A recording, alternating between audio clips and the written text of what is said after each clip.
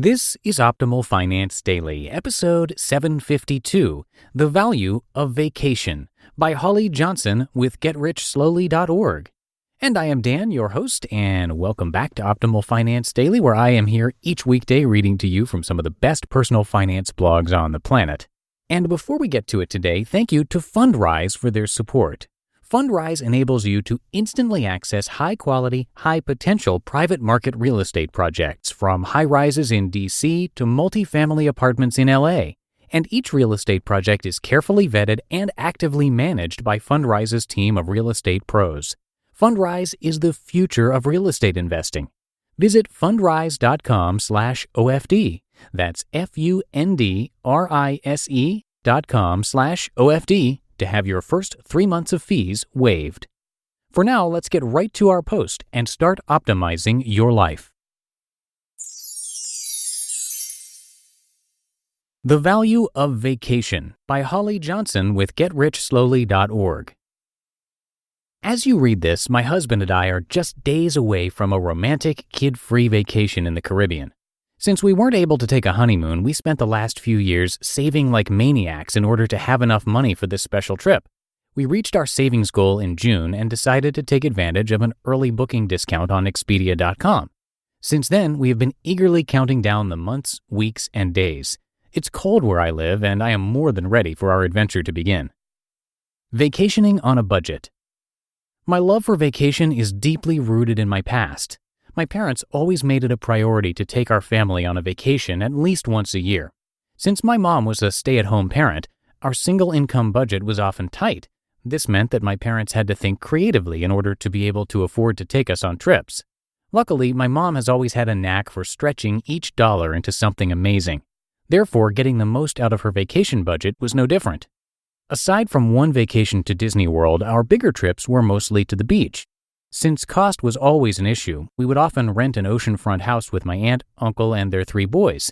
This made for tight quarters, but we didn't care. We were too busy exploring our ocean paradise without a care in the world. Flying was too expensive, so we always drove from Indiana to southern Florida. Like many other families, my 2 siblings and I were crammed in the back of our station wagon. I can recall so many details from our travels. I vividly remember the frustration I felt when my parents made us eat sandwiches out of a cooler instead of stopping at McDonald's.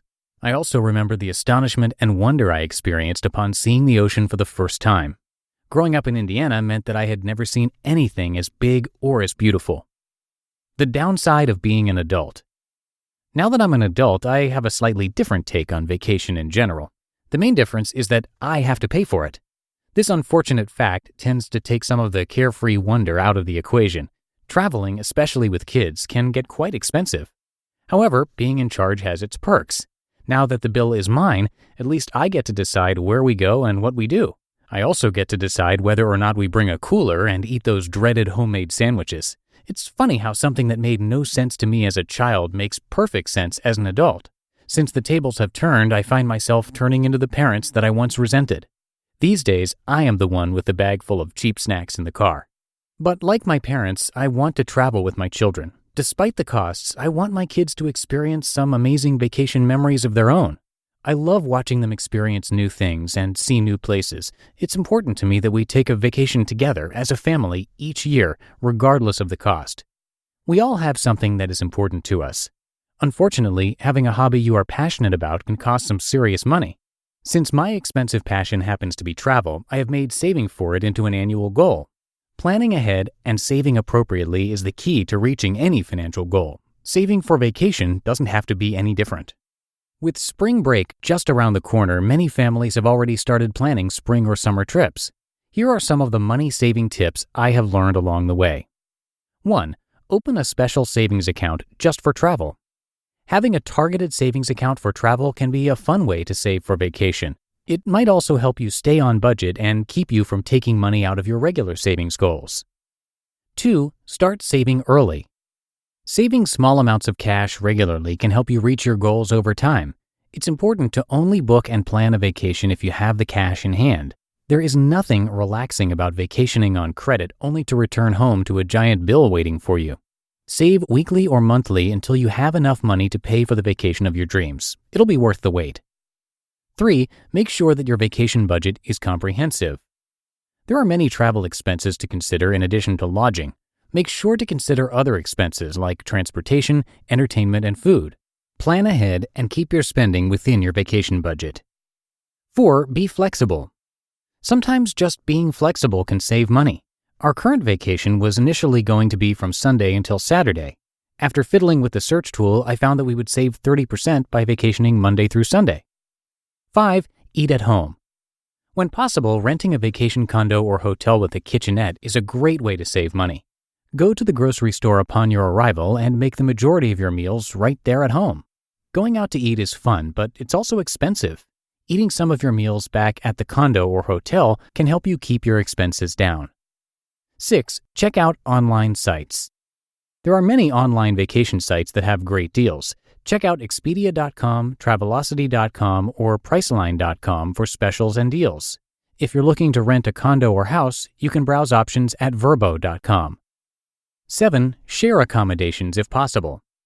If you have family or friends with whom you would consider vacationing, it's a great opportunity to save money and bond with those you love.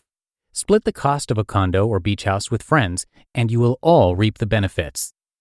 Now that we are out of consumer debt, our vacation plans have become more of a priority in our life.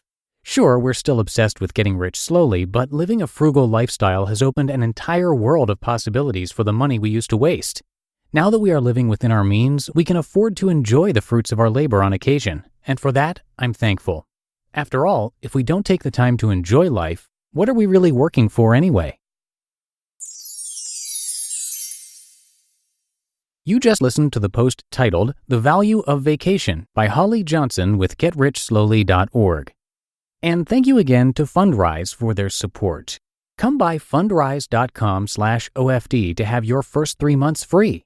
Private market real estate has historically provided excellent ongoing cash flow even as it supports long-term growth. Private market assets like these are a strategy for diversifying beyond public market investments and even other kinds of real estate like publicly traded REITs. And Fundrise is the future of real estate investing. The platform's innovations power an investor-first model by eliminating the bloated costs and middlemen that have traditionally weighed down real estate investing, saving investors time and money. That's why it's frequently mentioned as a recommended tool in the blogs I narrate here. Unparalleled transparency and real-time reporting let you see how the development of specific properties impact your overall portfolio.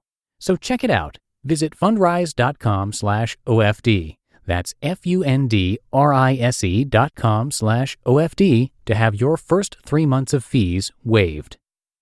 And that's it for our show today. Thank you so much for listening and have a great rest of your day. I will see you right back here tomorrow. That's where your optimal life awaits.